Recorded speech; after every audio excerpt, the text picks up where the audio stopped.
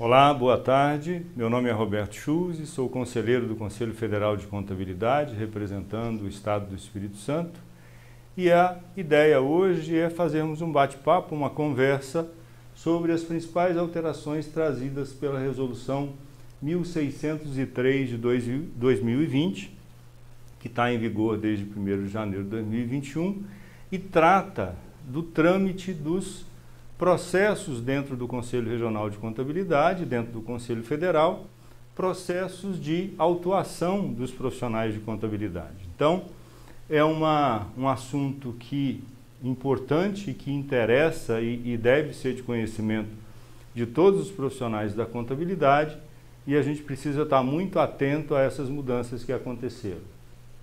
O que nós vamos tratar nesse bate-papo, nessa conversa? As principais infrações éticas e disciplinares, os tipos de penalidades, os tipos de defesa e recursos que são possíveis de nós profissionais fazermos, a regularização dentro do prazo de defesa, que é uma coisa muito importante, trazida pela 1603, a ciência do autuado, a reincidência e a suspensão e cassação, que é um assunto que eu quero abordar no final, que para mim é muito importante, grave hoje que está acontecendo e que a gente precisa estar muito atento. Então vamos lá.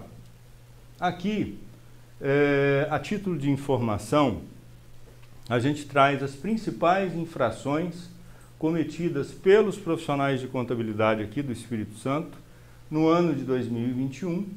E aí nós temos campeã, com mais autuações, a deixar de elaborar escrituração contábil, que é a nossa principal função. Então, é uma pena que ainda a gente tenha tantos profissionais de contabilidade pecando, não fazendo a escrituração contábil e sendo autuado por isso. Então, a gente não pode perder de vista que essa é a nossa principal função. A ausência de contrato de prestação de serviço, também uma prática muito comum, infelizmente.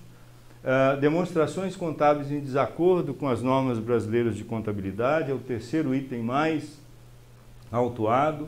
E aí nós vamos, inobservância de formalidades da escrituração, organização contábil sem registro, as empresas são obrigadas a fazer o registro aqui no Conselho, diplomados sem registro, registro profissional baixado, e a gente tem então uma série de infrações éticas ou disciplinares. E esses foram as principais no ano de 2021 aqui no Estado do Espírito Santo.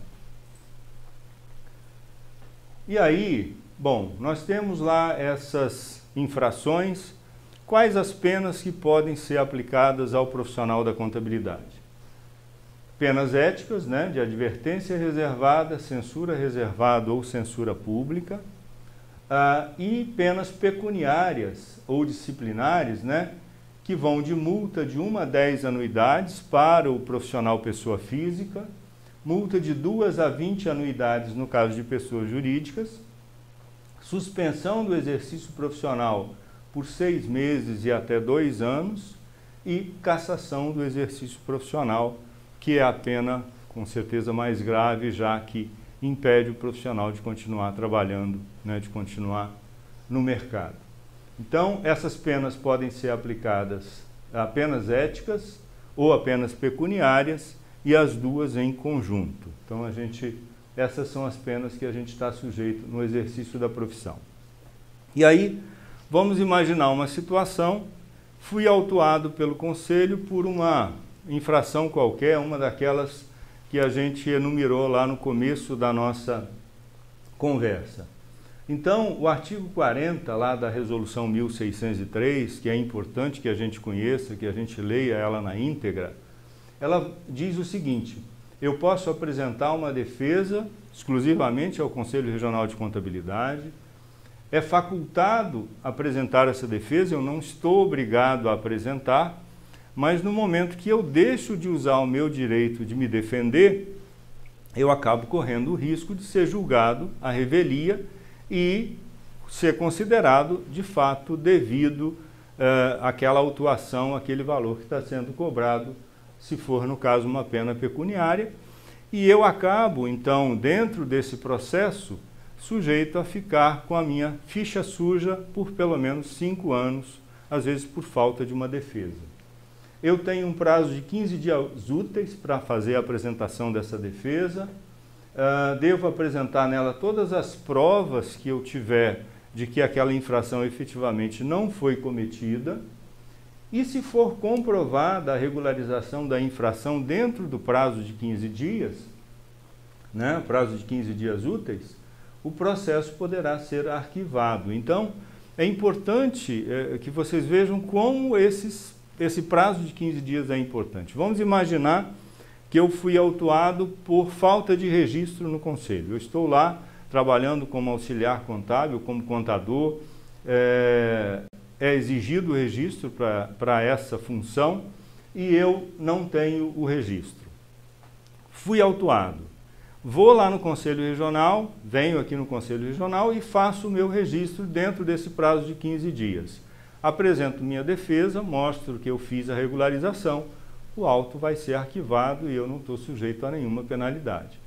Isso vale praticamente para todas as autuações. Então, é importante que a gente use bem esse prazo de 15 dias úteis, principalmente para regularizar a situação. O julgamento do processo é feito pela Câmara de Fiscalização, Ética e Disciplina, onde fazem parte vários conselheiros, né, do Conselho Regional de Contabilidade, assim como de outros regionais, e é lá que vai ser discutido esse processo e vai ser então tomada a decisão. Ou seja, a decisão não é de um conselheiro, a decisão é de uma Câmara onde fazem parte vários conselheiros do CRC do Espírito Santo. Bom, imaginando ainda que apresentei minha defesa, o meu processo foi julgado pela Câmara e eu fui considerado culpado. Mas nessa decisão, que vai ser encaminhada para mim, ficou alguma dúvida, né? Eu não entendi bem ou foi aplicado um artigo errado da legislação, ou seja, houve alguma obscuridade dentro do processo. Então, é cabível a cada decisão, né, nós estamos falando de uma primeira decisão, eu apresentar esses embargos de declaração.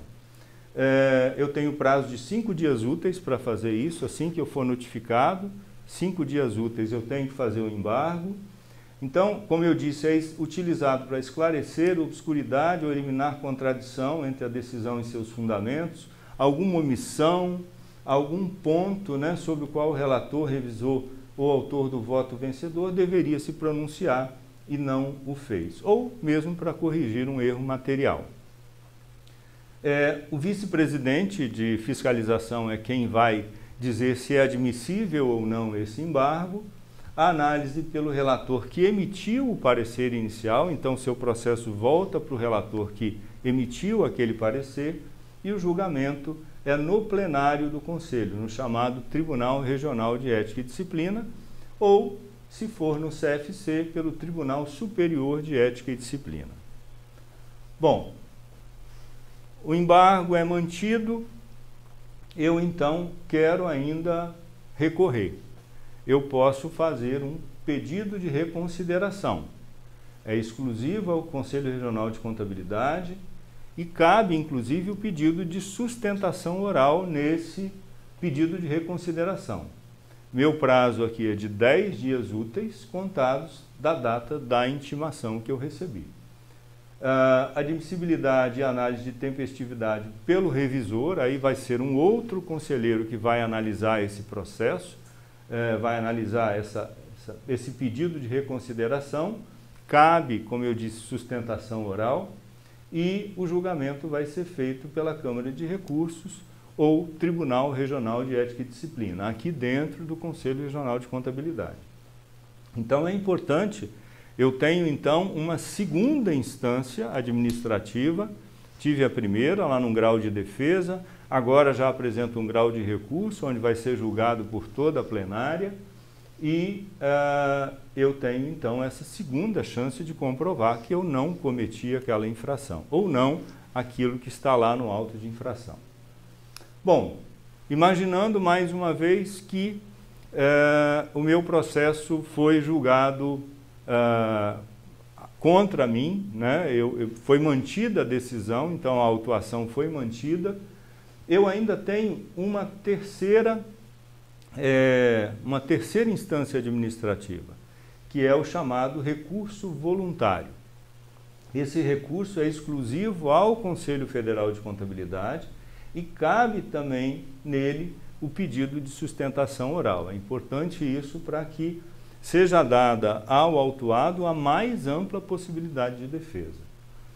O prazo são de 15 dias úteis, contados da data de intimação. Então é importante que a gente respeite esse prazo, porque uma vez perdido o prazo, não há julgamento do mérito. Então é importante que se tenha esse cuidado.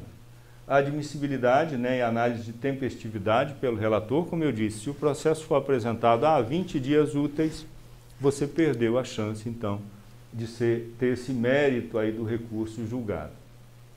E o julgamento aí, nesse caso, é pela Câmara de Fiscalização, Ética e Disciplina do Conselho Federal de Contabilidade, do qual eu faço parte, inclusive, lá em Brasília, e depois pelo Tribunal Superior de Ética e Disciplina, que tem o mesmo efeito do Tribunal Regional de Ética e Disciplina aqui do Espírito Santo. Bom, mantida a autuação, eu não tenho mais recursos administrativos. E há ainda o chamado recurso de ofício, que é o recurso, vamos imaginar que a minha pena tenha sido uma pena de suspensão de 6 meses, pela infração que eu cometi, uma infração mais grave, e de acordo com a previsão legal, cabe então suspensão. Eu então, o Conselho Regional de Contabilidade vai aplicar a penalidade, mas vai submeter isso à análise do Conselho Federal de Contabilidade. O Conselho Federal, através da Câmara de Ética e Disciplina e lá do Tribunal Superior de Ética e Disciplina, vai julgar esse recurso de ofício que o CRC encaminhou para o CFC.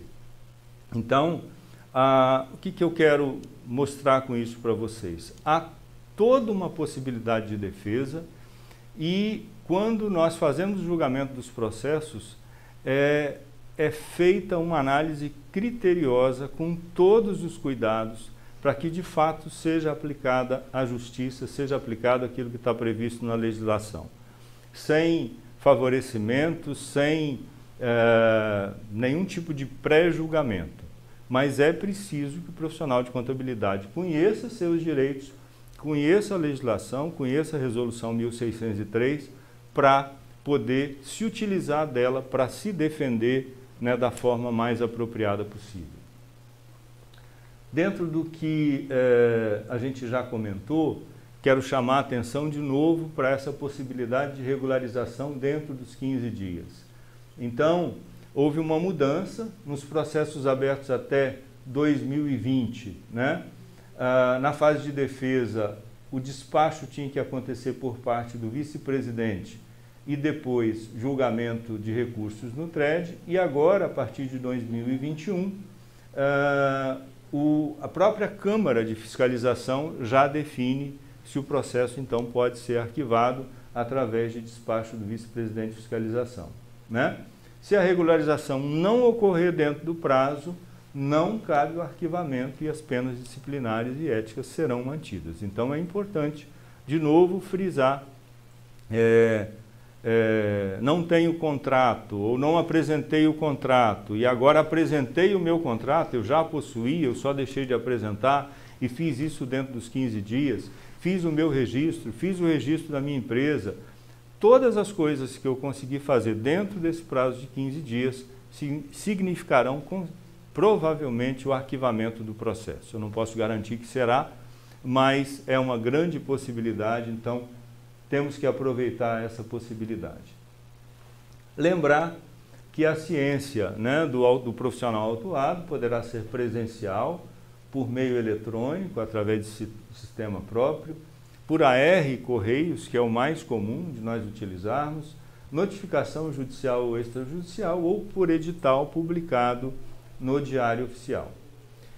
O que eu quero chamar a atenção? Às vezes alguns profissionais se defendem dizendo o seguinte: mas eu não recebi a notificação, eu não recebi o auto de infração, eu não recebi a intimação para apresentação de defesa ou de embargos, que seja, ou de recurso, né, porque eu mudei de endereço. Uma das nossas obrigações como profissional de contabilidade é estar com o cadastro atualizado. Então, não adianta eu alegar que eu não recebi o recurso, ou não recebi a intimação, ou não recebi a decisão, porque eu mudei de endereço. Cabe a mim, a responsabilidade é minha de informar ao Conselho Regional de Contabilidade meu novo endereço. Então, já de antemão, né, essa alegação de que a empresa mudou de endereço, eu mudei de endereço, é nossa obrigação como empresário ou como profissional da contabilidade fazer a atualização de endereço no CRC. Então, é muito importante isso. E, às vezes, a gente tem o problema do AR que também não retorna.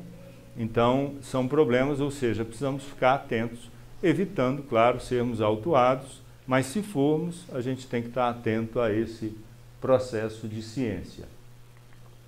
Reincidência, uma outra mudança bem significativa trazida aqui pela resolução, é que se eu repetir essa infração, ou repetir, ser autuado novamente, num prazo de até 2 anos, a minha próxima penalidade será a máxima.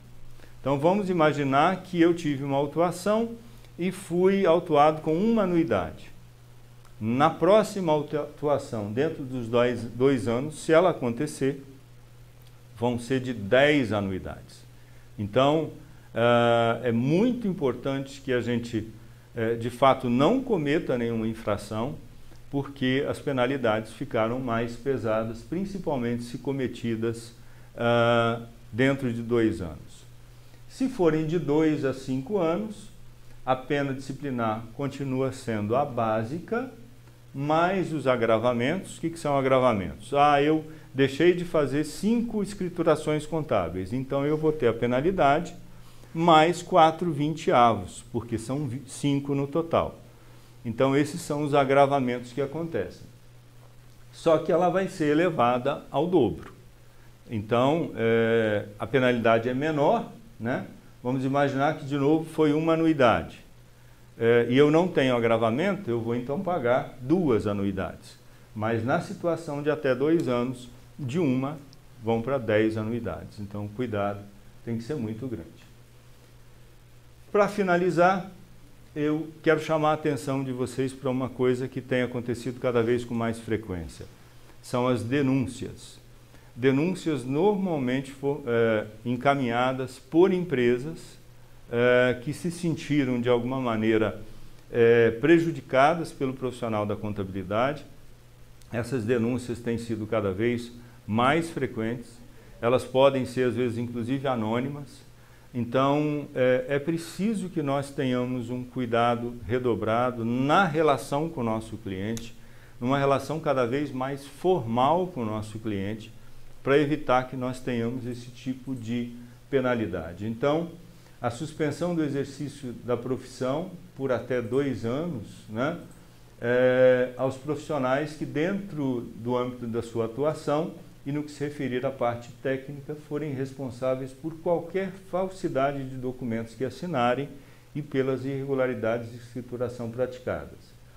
E suspensão do exercício da profissão pelo prazo de 6 meses a 1 ano ao profissional com comprovada incapacidade técnica no desempenho de suas funções, né?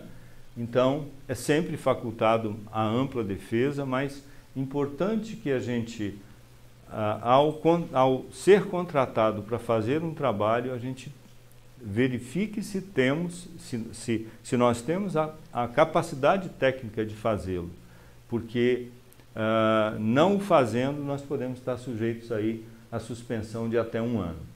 E a mais grave de todas, cassação do exercício profissional quando comprovada incapacidade técnica ou no caso de crime contra a ordem tributária ou econômica e ainda a apropriação indevida de valores deixados à guarda do profissional da contabilidade. Então, a cada reunião do Conselho Federal, nós temos o julgamento de pelo menos 5 cassações, e a maioria delas por apropriação indevida de valores, ou seja, profissional, aquela velha história, não deixa que eu pague o seu imposto, e isso acaba às vezes não acontecendo, e a denúncia acontece, é apurada, não adianta, mas eu devolvi o dinheiro depois do processo eu devolvi o dinheiro.